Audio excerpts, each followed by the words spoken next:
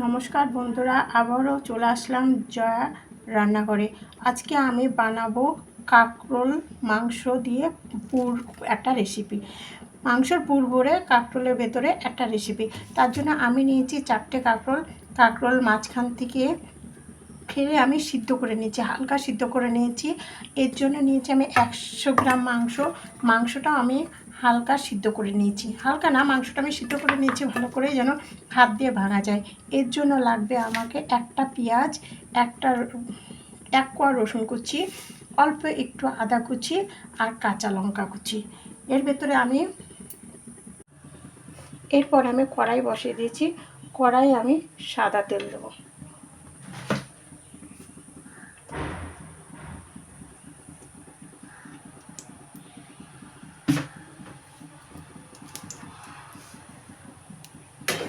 এর ভেতরে দেবো আমি রসুন কুচি।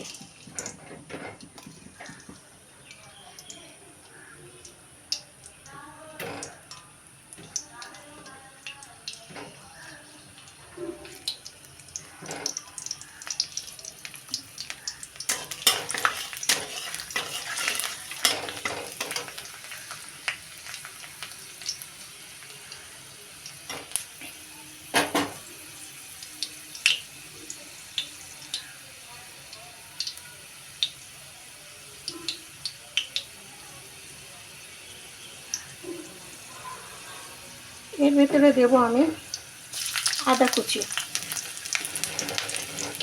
রসুন কুচিটা, আদা কুচিটা একটু হালকা ব্রাউন কালার হয়ে যাবে। এর ভেতর দিয়ে দেবো আমি পেঁয়াজ কুচিটা। একটা পেঁয়াজ কুচি নিয়েছি, পেঁয়াজ কুচিটা দিয়ে দেবো। পেঁয়াজ কুচিটা দিয়ে আমি নাড়াচাড়া করে নেবো। পেঁয়াজটা যেন বেশি লাল না হয়, পেঁয়াজটা যেন হালকা ব্রাউন কালার হয়, হালকা, যেন একদম বেশি না, পেঁয়াজটা যেন তেলে সিদ্ধ হয়ে যায়। পেঁয়াজটা আমার হয়ে গেছে। এর ভেতরে আমি দেবো চিকেনটা আমি হাত দিয়ে একদম ম্যাশ করে রেখেছিলাম। একদম পুরো সিদ্ধ করবেন না, হালকা যেন ম্যাশ হয়, পুরো একদম হাত দিয়ে ভেঙে দেবেন না, পুরো একবারে ভেঙে যেন মাংসটা ঠিক মতো থাকে, আলু মাখার মতো মাখবেন না। এর ভেতরে দিয়ে দেবেন পরিমাণ মতো লবণ। আমার মাংসর পুরটা রেডি হয়ে গেছে। মাংসর পুরটা আমি নামিয়ে নেব। এই যে কাঁকরোলটা সিদ্ধ করে রেখেছিলাম, কাঁকরোলের ভেতরের অংশটা বের করে নেব। এটা আমি অন্য কোনো টাইমে অন্য কাজে লাগাবো। আমি মাংসর পুরটা নামিয়ে নিয়েছি, আর আমি কাঁকরোলের বীজটাও বের করে নিয়েছি। এবার কাঁকরোলের ভেতরে আমি ব্যাটার বানাবো। ব্যাটার বানাতে গিয়ে কী কী লাগবে আমি রেডি করছি। এবার আমি নেব ব্যাটারের জন্য লাগবে একটু 2 চামচ বেসন, 1 চামচ ময়দা, 1 চামচ চালের গুঁড়ি, আর পরিমাণ মতো লবণ দিয়ে দিচ্ছি। পরিমাণ মতো লবণ, অল্প একটু তেলটা দিয়ে এবার ব্যাটারটা আমি ভালো করে মেখে নেব।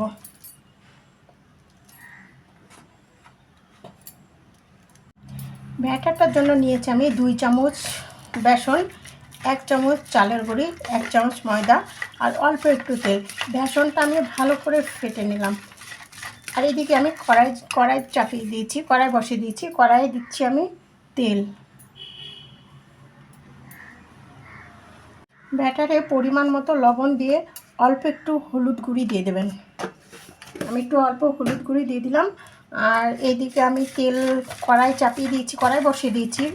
কড়াই তেল গরম করতে দিয়ে দিচ্ছি, তেল গরম হচ্ছে। আমি এবার মাংসতে পুরটা ভরে নেব। মাংসর পুরটা, কাঁকরোলের ভেতরে মাংসর পুরটা ভরে নিলাম এইভাবে।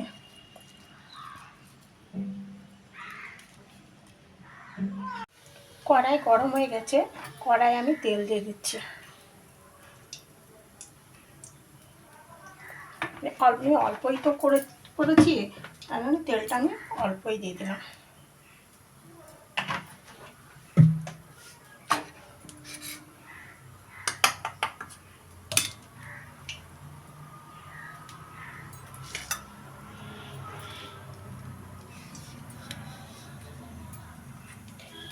ব্যাটারের ভিতরে কাঁকরোলটা ভরলাম, ভরে ব্যাস তেল গরম হয়ে গেছে। আমি এইভাবে তেলের ভেতরে ছেড়ে দেবো।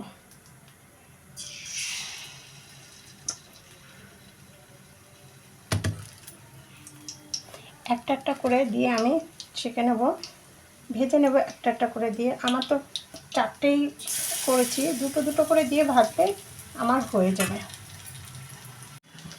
আমার এবার এক সাইড হয়ে গেছে, আমি আর এক সাইডটা উল্টিয়ে দিচ্ছি। এটা ব্যাটারটা দেখবেন, ব্যাটারটা যেন একটু মোটা হয়, ব্যাটারটা একদম পাতলা করবেন না। ব্যাটারটা পাতলা করলে আপনার কাঁকরোলের ভেতরে লাগবে না, ব্যাটারটা যেন পাতলা না হয়। আমার একদম তৈরি হয়ে গেছে মাংসর পুর ভরে কাঁকরোলের রেসিপি। এটা আপনারা আপনার বাচ্চাদেরকে টিফিনেও দিতে পারেন, বিকেলবেলায় চায়ের সঙ্গেও খেতে পারেন, আর ভাত ডালের সঙ্গে তো খুবই সুন্দর লাগে। আপনারা একবার এটা বানিয়ে দেখবেন। আপনাদের ভালো লাগলে, ভিডিওটা ভালো লাগলে লাইক, শেয়ার, কমেন্ট অবশ্যই করবেন। ধন্যবাদ।